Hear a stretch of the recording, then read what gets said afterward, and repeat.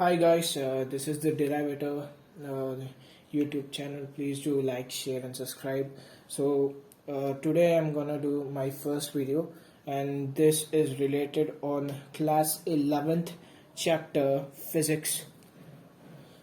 So this is Laplace correction of velocity of sound in air. This is the correction what Laplace, the scientist, did after Newton's fault. So this is the first theorem here in waves and sounds. So this is chapter waves and sounds, and let's start the derivation. So first what we should do here is, so they are asking about the Laplace correction of velocity of sound in air.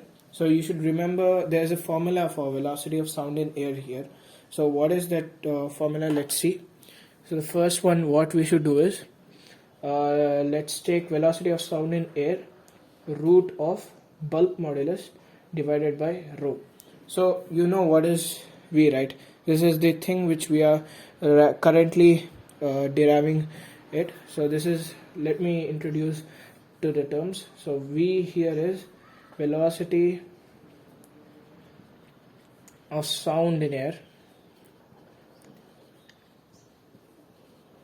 This is my first video, guys. Please tell the how I teach. So I'm not a qualified teacher, but I'm a constant learner right now.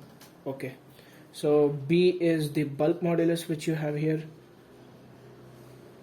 You'll get to know about bulk modulus lot in the chapter mechanical properties of solids.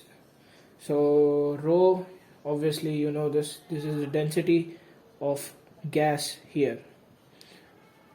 Usually it's for the density. So this is the terms here. If you want to note it down, please note it down. So okay, so I'm gonna erase this. Yeah, so this is the introduction for this typical velocity of sound in air equation. So now I'm gonna erase this. Yeah, so we'll consider this equation as our first equation right over here. So next what we should do, so there is a condition known as adiabatic condition. You may know it well. We have isothermal processes and many other processes, and you will get to know all these things in the chapter known as thermodynamics, and also in mechanical properties of solids and also fluids. There's introduction in those chapters over there. So this is interlinked. Every chapter physics is interlinked. So under adiabatic condition,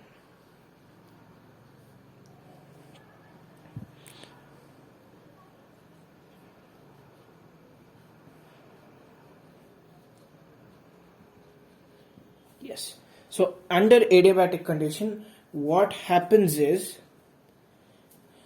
the first equation will undergo a pressure right over there, and we should take the constant P gamma under adiabatic condition. Alright, so this is clear now. So now what we should do is, we should differentiate. You may know NEET and JEE aspirants about differentiation and integration, and also as well as CET guys. So now let's go with the differentiate. There are two sides here, okay. So what we should do, we should differentiating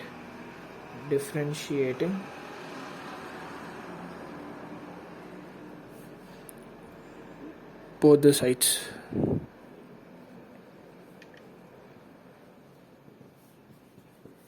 Okay, so P right over here, we're going to differentiate with V gamma, P D dV d V gamma plus V gamma over here, and this becomes dP by dV equals 0. Alright, so now I'm going to shift it at the another side of the board. Yes,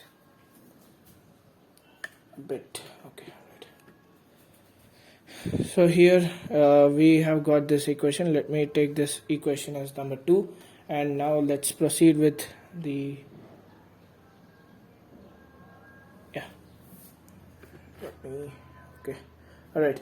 So next what we should do is, taking this equation we should differentiate. As you know, in differentiation, dx power of n divided by d is equal to nx power of n minus 1.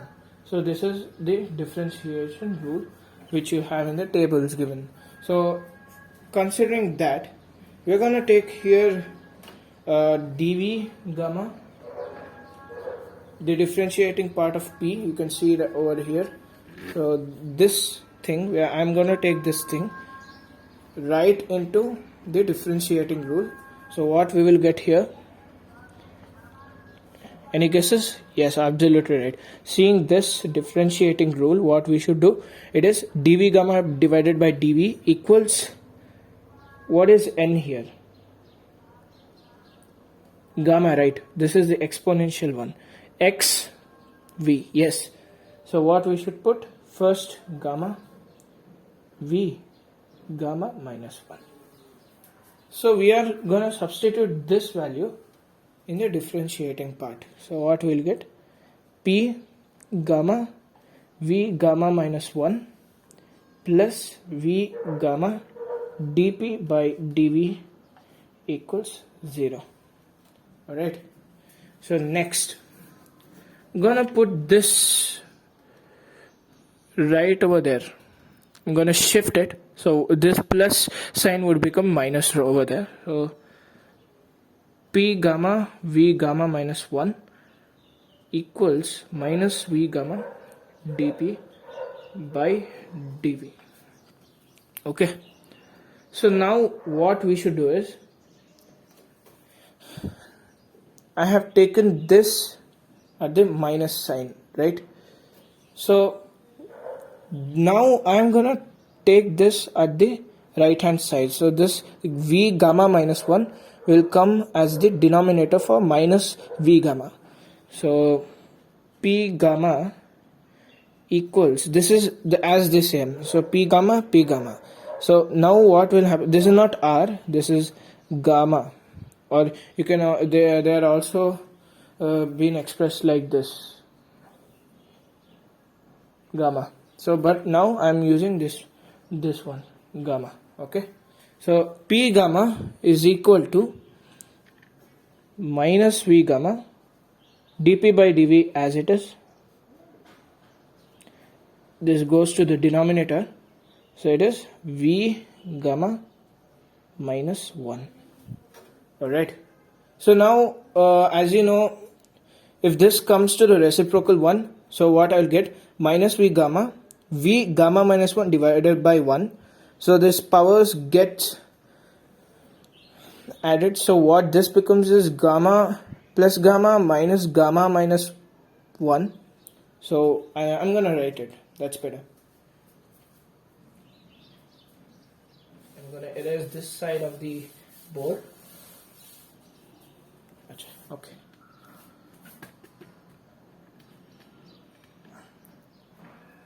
Sorry for the quality. Sorry guys. Alright. So where were we? Yeah. So we were here. P gamma minus v gamma divided by v gamma minus 1. And dp by dv is as it is. Right. So now what we should do here is, this becomes reciprocal. So let me show you how it is done. Minus v gamma